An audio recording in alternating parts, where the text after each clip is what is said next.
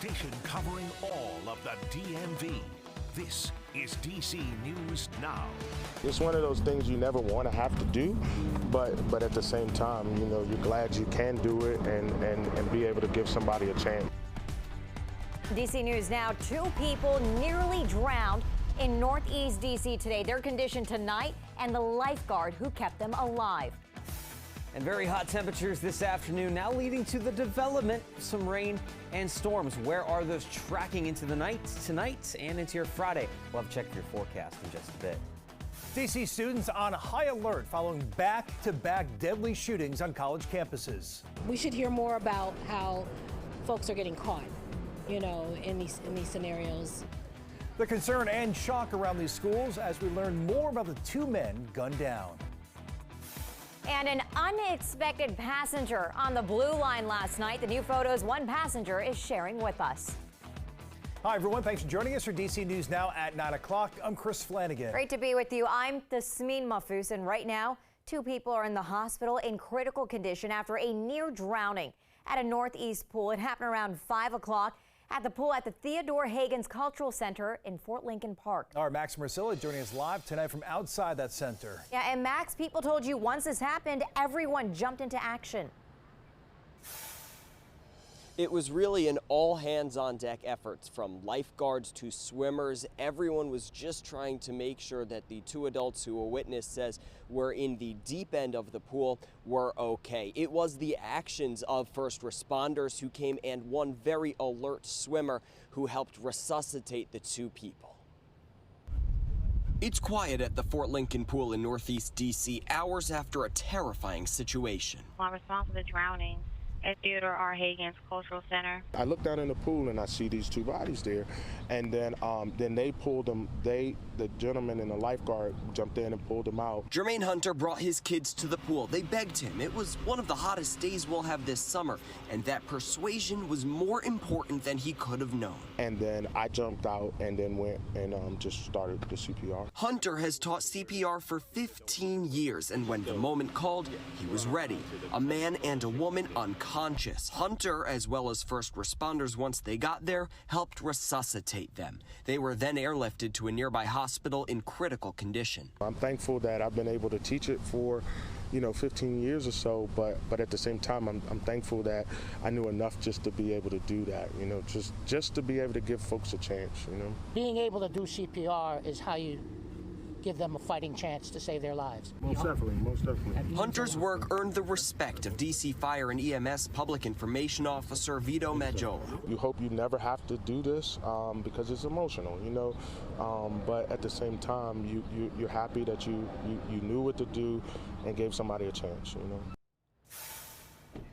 Now, both men say tonight just really shows the importance of learning and keeping up with your training for CPR. If you are interested in learning, which you definitely should be, especially for these summer months when the pools are packed, you can go to our website, dcnewsnow.com. We have some resources for you where you can get trained and some of the classes you can sign up for. Reporting live in Northeast, Max Marcilla, DC News Now. Max, thank you. And let's get a check on the forecast. Our meteorologist Damon Matson in tonight for Chief Meteorologist Jessa Webb. And Damon, we nearly saw the hottest day of the year so far, and things cooling off a little bit as we head into the weekend. Yeah, exactly. So we dealt with those hot temperatures, and that's leading to Mother Nature trying to cool things off. We got some rain and storms tracking toward the area as we head into the night tonight. There's a wide view, regional view of the activity we're talking about. West Virginia down into southwestern Virginia is where a lot of this activity has been centered here over the last few hours. So generally, a lot of this is tracking just south of the DMV, but we are noticing just the very northern edge of that tracking into parts of the region as we get more into the night. Now, there is that steadier rainfall off to the south. Anybody to the south of I-66 in northern Virginia all the way over to the district, we could end up with some of this residual rainfall. It doesn't look like any sort of thunderstorm activity, thankfully enough, but we did have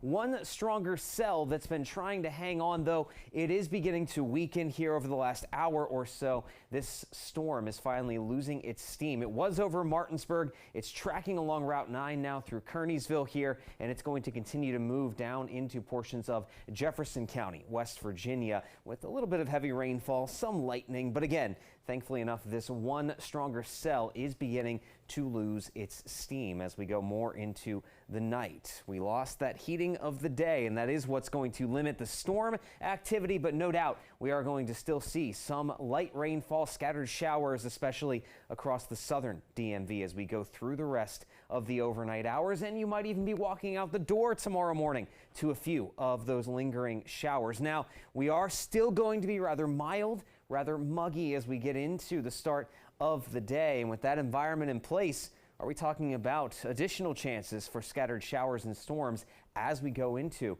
your Friday afternoon and, more importantly, your Friday evening?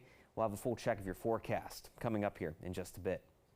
Developing tonight, D.C. police and loved ones searching for justice after the murder of a Maryland man at Howard University's campus. Yeah, so authorities tell us 34-year-old Rafael Gomez showed up to the school for work this morning. He never made it home. Instead, he was robbed by a group and killed. This all taking place off of Bryant Street and 6th Street, right near Howard's College of Medicine building. That's where our Mariel Carbone joining us live tonight. And Mariel, you spoke to Gomez's family earlier. Yeah, obviously a difficult day for his family and friends. In fact, his brother not ready to speak to us on camera just yet. But Chris and Tasmin, we spoke to people that live, work, go to school in this area, and they tell me they're feeling uneasy because to them, this attack seems so random. It happened in an early morning hour on campus, and it is the second of its kind here in D.C. in the last week. It's shocking to me. You can be anywhere and be vulnerable. Like on a college campus. We do not believe this isn't related to the college. According to police, 34-year-old Rafael Gomez arrived here on the Howard University campus at 6 a.m. for a construction job. He was getting out of his car, gearing up for work, when at least 3 people jumped out of this white Nissan SUV and attempted to rob him.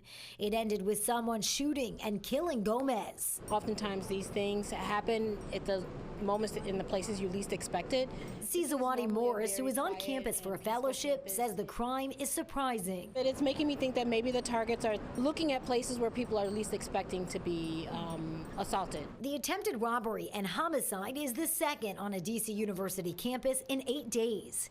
22-year-old Jaime Macio was accused of murdering Kentucky teacher Maxwell Emerson on the Catholic University campus last Wednesday after engaging with and attempting to rob Emerson over a half-hour period, ending with the deadly shooting at 8 a.m. I just say what it made me do is not want to walk around with headphones, for one. Jonathan Slack is a freshman football player at Howard. He says the incident is a reminder to stay focused and alert at all times. Take whichever route is the safe route around here to practice, I'll just do that. We just have to be on our guards. It's a cautionary tale about, being in a city.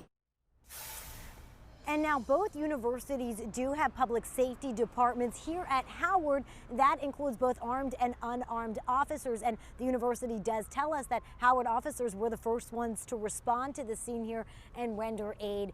Chris and Tasmin, the Metropolitan Police Department is offering a $25,000 reward for any information that leads to an arrest in this case. Reporting live from the university tonight, I'm Mariel Carbone, DC News Now. Thank you. And tonight, D.C. Council member from Ward 1 offering her condolences.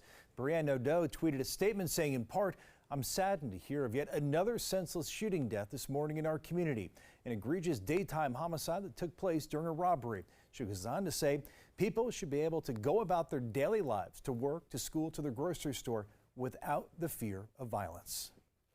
New details now. Half a dozen people, including a 13-year-old, under arrest. Yeah, they're all accused of stealing from dozens of stores across Maryland and D.C. over a span of a month. Yeah, and that includes 11 stores in Montgomery County alone. And tonight, our Daniel Hamburg is joining us in the studio. And Daniel, just from Montgomery County alone, it's about $50,000 worth of stolen items. Yeah, Kristen, Tasmin, a lot of money. That's only a fraction of what businesses lost across our area. The ringleader in this string of burglaries, according to police, is 17 years old. After 3 months of grabbing and dashing, Montgomery County police say they've taken 6 retail thieves off the streets, most of them teenagers. They went into Target and they were taking electronics. They went into Ulta and they were taking perfumes and colognes that were of a large dollar amount. Police say the group includes a 13-year-old, 2 16-year-olds, and a 17-year-old. We do know that the 17-year-old was the ringleader in this whole operation. The 17-year-old, being charged as an adult, is being held in jail, as well as 28-year-old Shaquille Pittman. Pittman's sister, 21-year-old Regina Christmas, was arrested last month in D.C. on similar charges, but released by a judge pending an extradition hearing later this month. They are also responsible for carjackings and armed robberies. So it was very important to us to make sure that we had these individuals apprehended and in custody. Alta's losses from these thefts total $78,000. A source with knowledge of the investigation tells DC News Now the suspects hit over 80 stores total in DC, including CVS, with an estimated loss of over $22,000, and Macy's at $24,000. We do ask that if you see something like this happening in a store, to not try to stop these people. Your life is more valuable than those items. A D.C. police spokesperson tells me detectives have been in contact with Montgomery County Police to explore whether or not this group knows each other. Anne Arundel Police are also investigating. In studio, Daniel Hamburg, D.C. News Now. All right, all new at 9 tonight, a snake on a metro train. Take a look here. These pictures taken by Ryan Bolrod at the Reagan National Metro stop. Bolrod was waiting to go home when a train going south pulled into the station without any passengers. Yeah, so Bolrod says he heard some metro workers talking and looking through the window, so he walked up and he saw this snake that you see on your screen wiggling out of a bench. Oh, and then he took these photos. Now, he says a train then moved further along the platform, so the car was out of sight. Yeah, we did reach out to Metro tonight. They confirmed there was indeed the snake reported on the Blue Line train at the airport around 9:30 last night. Spokesperson says no one was hurt, but we were understandably nervous about that snake being on board. Yeah, so the train was taken out of service and removed. Now, WMATA initially said they didn't know how the snake got on board, adding, quote, "It did not have a fare card and clearly slipped onto the train without tapping in." Funny. So they also told us the train was parked in the yard overnight with the doors open and it must have snuck in. Now, Animal Control responded this morning and the snake nowhere to be found. He just wanted to ride to one of the local pools. I think so. I guess. Yeah, Something like that. Oh. Maybe Uber, right? Yeah, never want to see a snake on a train. Oh, that's scary. An Uber ride to the snake. Yeah. That would be interesting.